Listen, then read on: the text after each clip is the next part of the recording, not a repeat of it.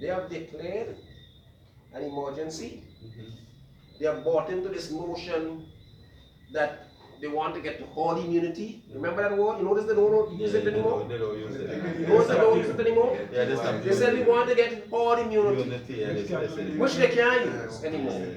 And the folly of the whole thing is that Gonzalez now says, we don't want to get to 70% anymore, we want to get to 90%. Well, if you can't get 70, you're going to reach 90. But what it shows is there's going to be a push. That is going to be, if we let sit down and let it stand, it's going to be a fundamental assault on the rights and freedoms of Vincent. So, the reasonable required part, how are we to show that this sister or this brother who is working in the public service, or whom Gonzalez has given carte blanche to the private sector to fire you if you don't get vaccinated? How are you going to show that I, who is not vaccinated, is a threat to Earthquake, who is vaccinated, fully vaccinated? In fact, the whole concept of fully vaccinated is now nonsense, as I will explain in a while. Who is fully vaccinated? On the ground, on the basic scientific fact that we know Earthquake can become infected and can infect who is not vaccinated and every other person in it. And the whole thing about it again. Hold on a second, brother. Hold on a second. I'll show you off, please. Who is I'll finish one day we can talk about who is not vaccinated. On that ground alone, the question of discrimination goes out the door. Because how are you discriminating against me? In fact, you remember back in July, just before Independence Day in America, 4th of July, when Biden said that the problem, and I heard Gonzalez repeating it here, that the problem in the world is a problem of that COVID is a problem of the unvaccinated. Yeah.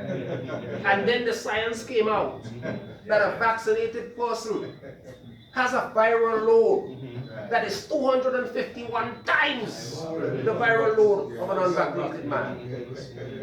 So what they're telling us now is that, well, because remember, the vaccine was supposed to protect us.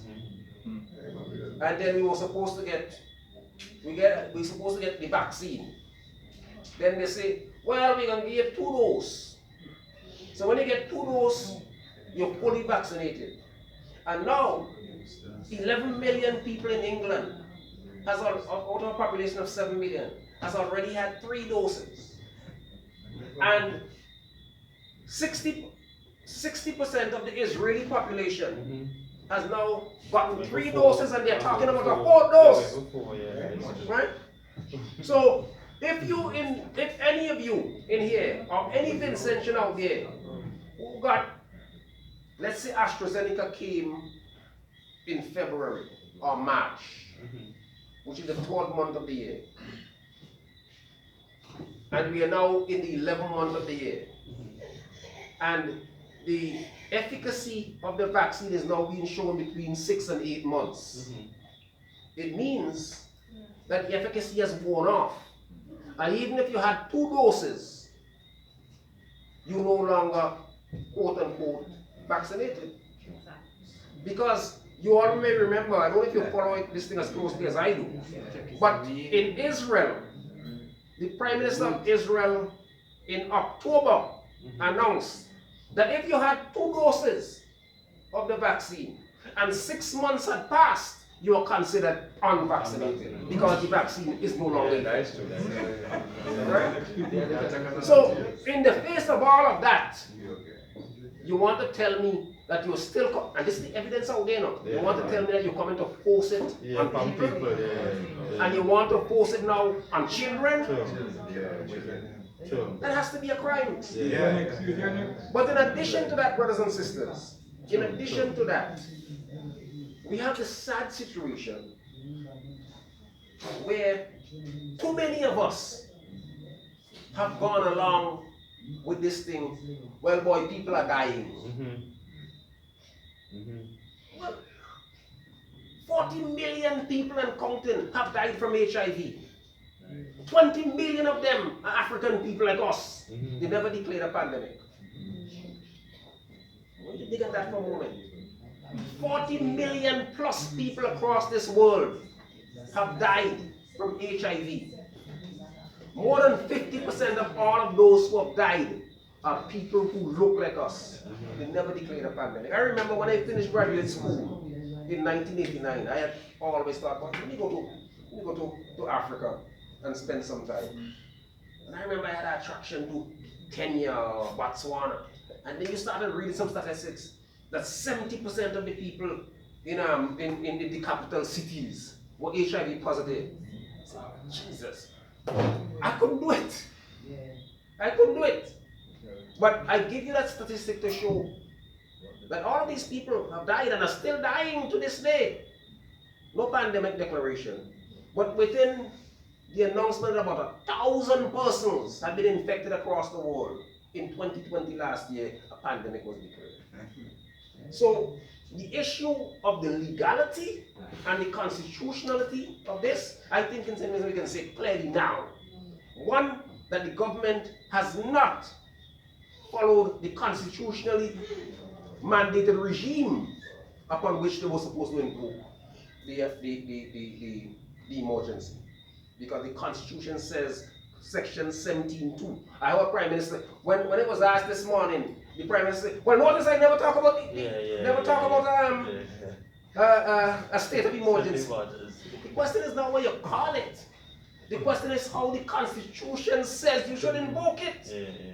So you can't, as he would say, you can't do what he calls a stylized facts. That it is a medical emergency, but you're not going based on what the Constitution says how you do a medical emergency. So that's one point. That's wrong. The way they did it, went about it, procedurally wrong. The second point, as I indicated, that nothing that they're doing now, including these mandates, are reasonably required in a democratic society. Yes, they're going to say, yes, it's a pandemic, yes, people are dying, and so on and so forth. But brothers and sisters, for a year before the vaccine came out, people lived. In fact, for a year before the vaccines came out, few people died. Is it a mere coincidence that after the vaccine came out, more people started dying? Yeah, that is true. Yeah, man. No, let nobody say that Jomo Thomas said No, it's true. that the vaccine killed anybody. No, No, it's true. I am only asking More people that after if the it vaccine is a come out. mere coincidence, and I want us to dig on this. True. Is it a mere coincidence Oh, we that stick by 7 people started dying in increasing numbers, True. not only here, True. but across the world after the emergence True. of the vaccine? Very true. So that's where I think we should go. But there's another question. When the government says religious exception, yeah, brother, stay strong. When the government says religious exemption, what does it mean? Well, before, so clearly, these mandates fly in the face of freedom of choice. But what I did, I think, went about it in a kind of way to show that the choice which you have, again, I heard Gonzalo saying this morning, well, these shouldn't even really be called mandates because you have a choice. Well, imagine I am standing by the door outside, and this sister is coming out, and I put my hand under my shirt and say, look, I have a gun here, you better give me that mask. She has a choice. But it's a forced choice. She can give me the mask, or she fears being shot, or she fears something bad happening to her. So you tell people, you have to take the vaccine, or guess what? You lose your job. You can't take care of your family. You can't pay your rent. You can't pay your money. And that man has the gumption to stand on radio, stand before sensible people and say you have a choice. And what compounds it is that good, sensible people support that nonsense. Yeah. Good, sensible people support that nonsense. So the choice which they are offering you is not really a choice. And all of us should reject it. Now, when the government say religious exemption, what do they mean? In the first place, they are saying religious exemption is what we, the cabinet, say is religious exemption. What they say. And this is why I like the letter that you wrote, and you have to add a line to the letter, which tells your members who are in the system, it is on the basis of these beliefs that we make an application for religious exemption. You see what I'm saying? Don't just on the basis of this foundation, we make the application for religious exemption. In fact, all the people who have not yet been vaccinated should make application for religious health. Clog up the system. Clog up the system. Let them review them one by one and come to a conclusion. Because how are you going to tell me? When the book says, where two or three are gathered, I am in the midst. How are you going to tell me that because I don't go to the tabernacle, or because I am not a Methodist or Catholic, that I can't get an exemption? How do you do that? When the Constitution says that you have a right to conscience, including the religious right. Because the right to conscience and the right to religion in law also means you have the right not to have a religion. Right? Correct. That's what the constitutional mandate says.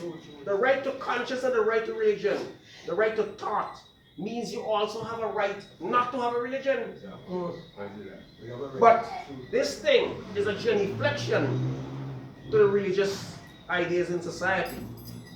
That because most people generally would declare religion, they say, well, they will genuflect for them. But you know, in the SRNO, they don't have anything about that religious exemption.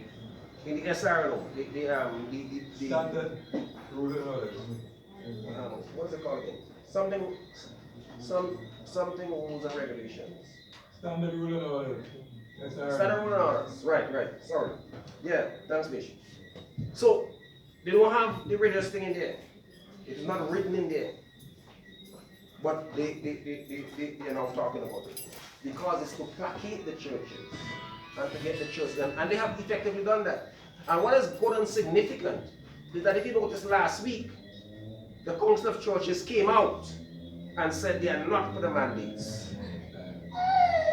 And because they came out and said they're not for the mandates, if you listen to PM Gonzalez this morning, Gonzalez said, well, you know, I'm disappointed with these people who came out and said that. But, I mean, I know, because nobody signed it, so I know who signed it. But then in the same breath, he said, well, I know the Catholic didn't sign it. I know, I think he said the Anglican didn't sign it. So what is happening is the established churches didn't sign it. Well, the same people who signed it, right? But he has a problem with them because they line up fundamentally with the majority of people in St. Vincent who are saying that these mandates are too violent. They create violence against people. That tells you that you must respond to the dictates of the government. So, but the exemption, the religion, when they say, they're saying, do as we say, not as your conscience dictates. This is why you, Rastafari, and everybody else who are religious, or for some help reason, need to make your application. Let them make the decisions one by one. Because remember, I heard PM Gonzalez say again today that if you don't by the 19th and then now the 29th, you have 10 days. And if you have what you call a 10-day grace period. Right. And if you don't do it in the 10 days, it means you have violated your conditions of work. and therefore you don't have to go through the civil service procedure. Nonsense. Nonsense in law. Nonsense. He can't just arbitrarily remove a system that has been in there forever. Nonsense in law. You can go through the procedure in the same way if something is happening now as a public service and they want to bring charges against you, you have to go through a procedure. You can go through it. Because you have a natural justice right to a hearing. You have you can judicially review the decision on the ground that it didn't follow the proper procedures in moving you out of the system. So don't just let your people know that this fight is far from over. It's far from over, but people have to stand for. So you have that right to do the kind of things that you want to do. And I think it is important for people to know that. And then it says, if religious exemption is to mean exempt from being vaccinated because of religion, what technicality are there that the government and other bosses are using to give religious workers deadlines? Well, that's the thing. You see, they want to say that they are going to determine whether your application for religious exemption is legitimate or not. So you have to make the application, and the application goes to who? The cabinet. Similarly, if you want to have a medical exemption, you could go to your doctor, but you have to then take whatever your doctor says to a body of 10 doctors that the government selects. So the whole process of privacy and your information given to your doctor is now compromised because you have to get the go-ahead from a doctor that the government says. So you have this thing now that they are putting up this deadline and they're saying you must do it. So, and brothers and sisters, I'm going to end in a few more minutes. Just give me a few more minutes. So what people need to do is, as I said, you make the applications. If you're in system, you make the applications. Because they're going to come in. Gaston in Antigua has now gone as far as preventing children from coming to school. In Antigua, children can't go to school unless they get vaccinated. They can come here. Because remember, PM Gonzalez says he wants 90%. So they are coming. And the important thing is for us to resist, is for us to fight. Because if we fall on this one, where the government is trying to vaccinate every single man, woman, and child, nothing else is left, We can't invoke the Constitution anymore. Because I was listening to some senior counsel from Trinidad, people like Israel Khan and others, long-standing counsel. They said if you want to move away from people's fundamental rights, you have to first have a majority, a super majority in parliament of at least 60%. And this is why they don't want to go for the state of emergency. Because they believe they couldn't get the 60%. So they want to go about it the roundabout way. But the law is going to come back to choke them. The law will come back to choke them. So you have to have, you can do it, but since the parliament is elected by the people, and you have a majority of the parliament saying yes, do it, then you may have some cover. But here you don't have. The government with nine parliamentarians out of 50 only have a 60% majority in the parliament. So, I don't know. I think maybe I can stop there. If brothers and sisters have questions, I'm prepared to answer them.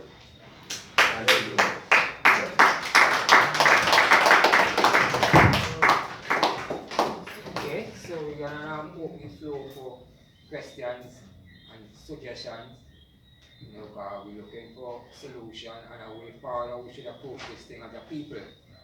But the system is taking notes, so if anyone have any question, I want to say just giving him, within the vibes. So open up still. far. Yeah, Jomo, I hear you say something I want to get clear. Yeah. So, I as a Bingi man belong to the Church of His Majesty. If I work You gotta speak up a little bit more. okay. As a Bingi man, if I work in like a water authority, right? Mm. And I make application, what you say, the application ain't going to the authority, that it goes to cabinet first? To which authority? To the water authority? Yeah. No, the application goes there, but I'm saying, in the end, if you follow what is happening, it is the cabinet that would make the final decision as to what the exemption is going to be. Oh, because like they giving it to the cabinet then?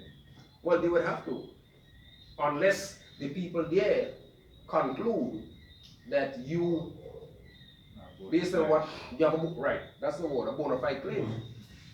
But you can be sure that a lot of people may be invoking this right, and they may not think that it's a bona fide claim. And then you have the situation where it is these guys in cabinet who will make the final decision. That's not good. Yes, Bishop. That's not good. Yeah, first of all, I'd like to thank PI for coming and also for bringing it over in a very palatable way that everybody could digest it. Everybody could digest it. Right. I am asking, based on the confidence that the Church of His Imperial Majesty and other, in brackets, religious organizations had in the laws of St. Vincent and the Grenadines, when they were registered, they took it in good faith, in good manner, right, brethren? Has this been deliberately violated by the act of the Prime Minister and government? And can, on that basis, I bring a charge of fraud against this government for that? Well, I don't think that I don't think that the fraud charge is the Is the right way? is the right thing to go. But I think that all of these religious denominations need to test what the government is doing. Because if you are a religious denomination, and let us, for the sake of this argument, take the Rastafarian establishment, legal legislative establishment as a religion, and then you say, this sister or this brother is Rastafari, and based on all of the elements which I pointed out in the letter, say, based on these tenets, we are making our application, well, individually, I am making my application for exemption, and then they say that you can be exempted, then that's a clear violation of what it is. And based on that, then you go to the court and challenge it. I don't know if people know this, there's a case out of Sin Kids, which is on a slightly different thing, but for this grouping, it's a critically important case. Some of you may know Sankofa Maccabees, Sankofa Maccabee, I can't recall, but it's a Rastafarian brother in Sin Kids. And he had brought, apparently he was caught going to the tabernacle with a portion of and he was tried. And he brought a constitutional case saying that as a Rastafari, as a Rasta man, he has a constitutionally protected right based on his religion to go with this. And the case was upheld. You must remind me, I'll send you. The fairly long, this is a brilliant judge. Judge Eddie Ventos wrote the decision. A brilliant decision. Long decision, he goes through all of the constitutional legal point. The same thing in terms of you establishing your rights and so on, and how you defend your rights constitutionally. So So what it's not charge, the same, what charge it's- would we bring it in this Excuse me? complaint? I didn't hear you, babe. What charge would we bring this complaint under? Well, you bring a violation of your right to freedom of religion, freedom of choice, freedom of conscience. Thank you. Yeah. Man, Yes, brother. you was not reasoning something, right? But putting into Imanite letter, Mhm. right? Could we add some of the constitutional rights to the letter in terms of to point out, like you mentioned, Article 17(2), Yeah. like that? Yeah, So could but we no, but use we this don't in need to put letter? Article 17 in the letter. The letter as it stands speaks to the right to religion. And all it needs to say is that based on these, we invoke our right to be given the religious exemption. Because you're saying, as I outlined, all of the reasons why you would not want to put this substance into your body. So you don't have to, the constitutional right which you're invoking is the right to religion. And I was wondering if you could use the particular articles to point it out. Within the Constitution. yeah, but I can't. It's one of the fundamental rights, the right to conscience. I can't remember which one it is now, but you could put that in if you want. Could I say something, brother? Yeah. What I think is that this process is a process that I is testing the ground. We are testing the grounds, and we cannot move up on certain things until we see the response towards this, because constitutionally we have the right. We have the right. Even though, as listening to Jomo and as Iman know, all over the world now, things like constitution, and people tell themselves they're running government, and people tell themselves they still have the privilege to have holidaying and to be so ambitious and all these things. Because of the trust the world is placed in by a few people, most of these fundamental rights is removed. And this is what the Prime Minister now is acting upon, you know, because it's an international something going on with the men them now changing the matrix and changing what we get to know as how the world around. And the man them trying to create another format in the world because of the new matrix. So for the time being, that's what we have to say. For the time being, we would put this in as a test move, and depends on how they react. We could take it to different levels. Because Empress call Iman and tell Iman now, say, well, we have to debunk the system, right? Debunk it. Put away all kind of things that we tell ourselves belongs to we not really belonging to us. But where I say now, it's a process, everything is a process. The youths and them who working in the system, I am man say, well, you know, far I shouldn't even be working in no system and all kind of thing. But that's their opinion, right? And it's not an individual determination to determine such things, right? But individuals have their view. But for the people now who are there, who went and studied, because we send them school and, you know, open up that level of academia to them, and they get the qualifications, and we don't even have a place for them to work. They have to work, and they're working out there. And they're working out there, so we who are over here now still have to come with the mechanisms to still protect them, because they're part of the family, whether you like it or not. You check? So this is where, that is what I see, Brother Orr. Yes. You know, we're going to test the waters, because some people from, a person from a ministry called I'm on this evening,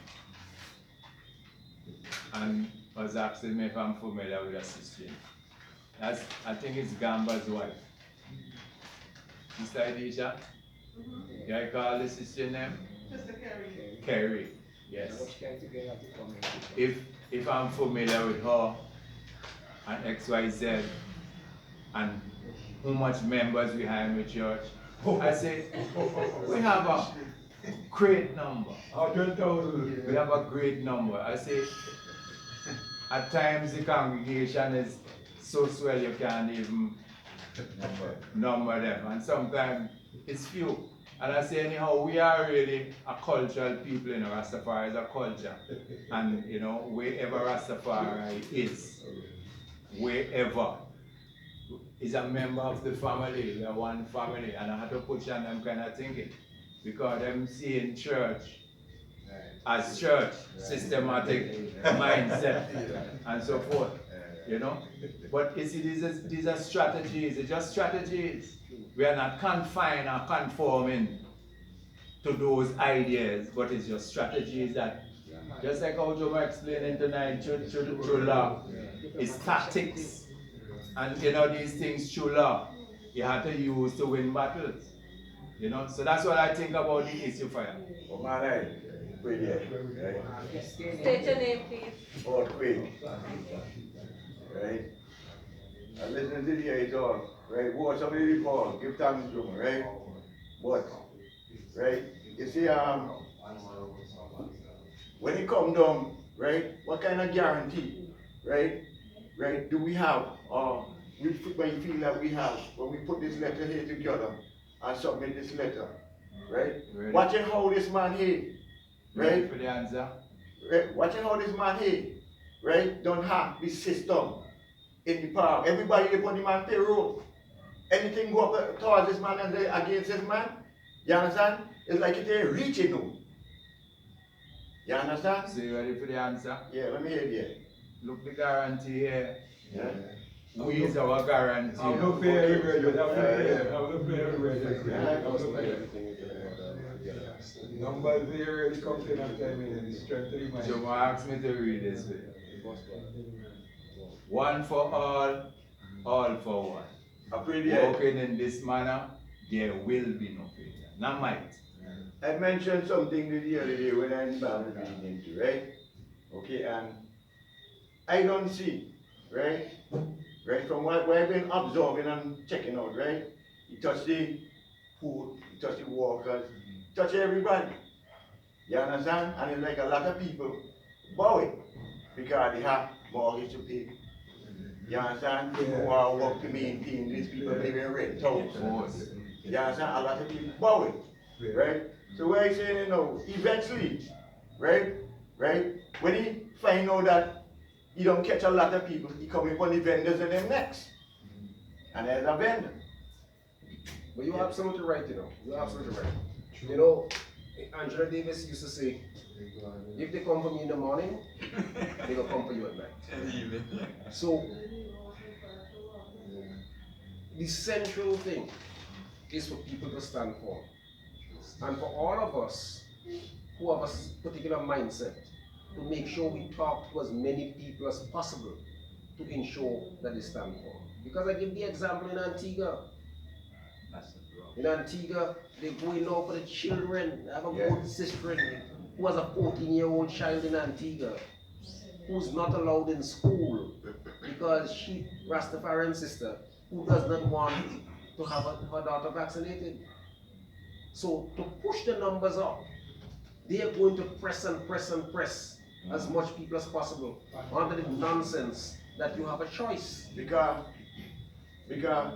when I reading with a lot of the vendors and them concerned in this thing here, a lot of the vendors and them is against it. They ain't taking it. You understand? All them tell me, boy, Ralph don't mind me. You understand? Me ain't taking nothing, this, that. But no, right? The problem where you see, right? We're going to bring about this whole shaking up of this whole thing here. Is when the man come with this mandate thing talking about, if you don't take the job, you can't come out, come sell on road.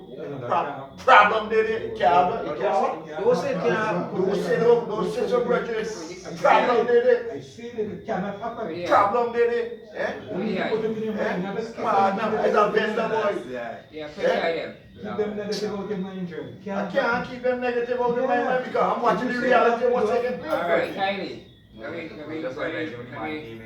I'm just watching the reality of what's taking place. I can't keep them negative out of my mind.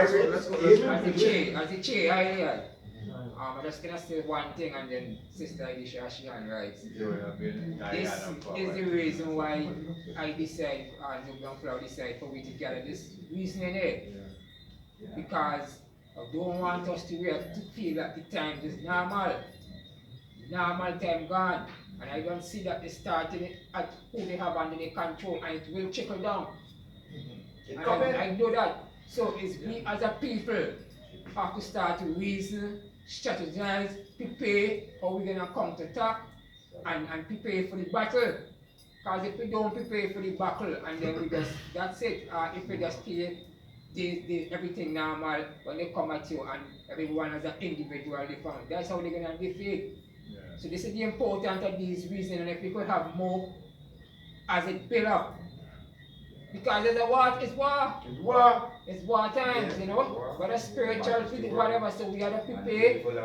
Yeah. Because I don't see it, I just be hustling in the market. They could come and say, well then, this is the government market, and I had to go shop in the market. They could come and come at all this, so we have to be prepared. So this is the kind of reasoning we have for able to reason and discuss, so that we could prepare or resist or whatever. So Sister Elisha in the back there, she hand and then I see the Rasta man. Spread your hair first. No, Singer Judah, I have two questions. Singer Judah. Thank you. Two questions. I want to ask you the question. You see how we did call it from the ministry? Yeah. I'm an Yes, sir. I'd like to know what was her question? What did she really want? When she called you from the ministry, what was her question? Was it pertaining towards Well, the what same she, exemption program? yeah, because And she wanted to know what your entity is also. What exactly? What's her question? I want to know exactly what her question was. okay, that's one, right? Right. Right. When she called, she said she would like to get on the Rasai Manai. I said, you are speaking to Rasai Manai. She said, are you familiar with a sister by the name of Kerry Samuel? I said, yes, I am. No, that is Gamba wife. That's an empress that I know. Well, she said she received an exemption document from her, so she just checking on certain verifications to know well, if I and I familiar with the individual. Because remember, I'm within the document, you know, I established the stand as the elder in the community, in the Church of His Majesty. So everything now is going to direct at the elder. So she called I man to get certain verifications and so So forth. you have and to so forth. verify that you know the Yeah, for me. This way it come down now to she asking like, how much members? You could tell them 25 members. We have a multitude. But Ross, it doesn't matter if you have 2 members. You have 2 members. I mean, clearly, over there. but it doesn't matter. Your church had 2 members, and that sister is 1, and we're looking for exemption. They cannot give her. Exactly. Thank you. They cannot give her. So that's what? Second question. The letter that you wrote and the exemption form that they apparently have, these two goes together, right? Yes, sir. Now Joe was put on the extra little piece to confirm that this is what we want. So that's supposed to give us exemption from traveling also? From the what? If you want to travel, is that sufficient to help you to travel also? Well, you know, all the ones will be getting a car. Would it be available for if you want to travel? If I want to, I live in Canada. No, Well, just now. you will be able to travel out of here, but they can't.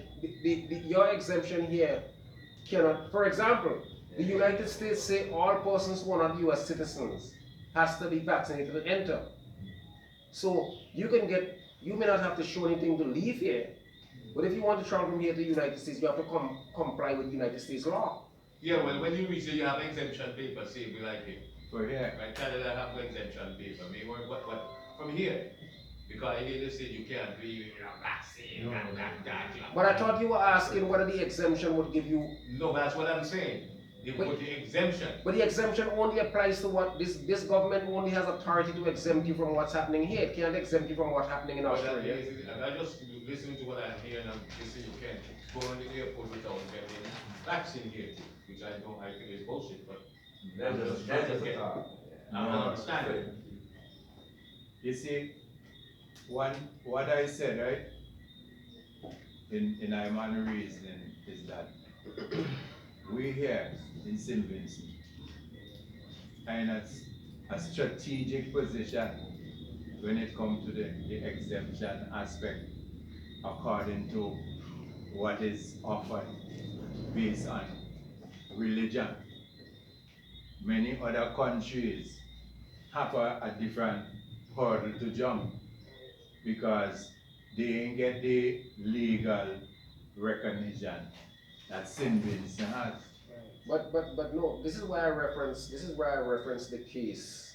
And that is putting it towards This is why I reference the Yeah, case. Rastafari. That's why I reference the case Sankofa Yeah. Maccabee. Yeah. Because in that case, the High Court of the Eastern Caribbean recognizes Rastafari as religion. Yeah. Because Justice Ventus not only say it is recognized as a religion, but it is recognized, as you said, as a cultural way of life. So it has a dual existence. And if it is established in St. Kitts by a High Court judge, and that hasn't been overturned, it means it is established in St. Vincent, St. Lucia, Dominica, Grenada, Antigua, BVI, because that's the law. Alright? But brothers and sisters, I have to leave because I have already a program that begins a little later, and I have to make some preparation. Well, pretty I do before you go, right? As I mentioned that day with the Sandcooper, right? I challenged them in Grenada too. I know. Right?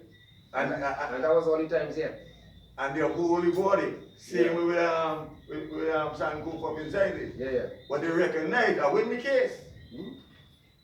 You understand? Yeah, But they never give me no body for it. Yeah, but they did the law book. My good brethren, Robles Ferguson was your lawyer, right? Peter David. Peter David. Yeah, Ferguson. He was the human rights man. Yeah. So Sister Alicia, your question had to put in before you go? Not necessarily. Alright, yeah. But you got the bread already, I know. Did you just read?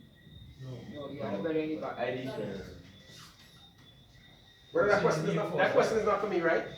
Of course, correct, everyone. Right. Most ominous waffle him. No. Are we aware? There's a question I'd like to ask.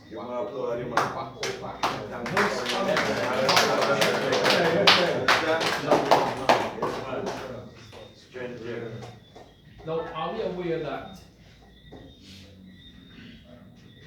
there's a question? If you start wrong, you're gonna do what? There's a saying, if you start wrong, you're gonna do what? Not necessarily.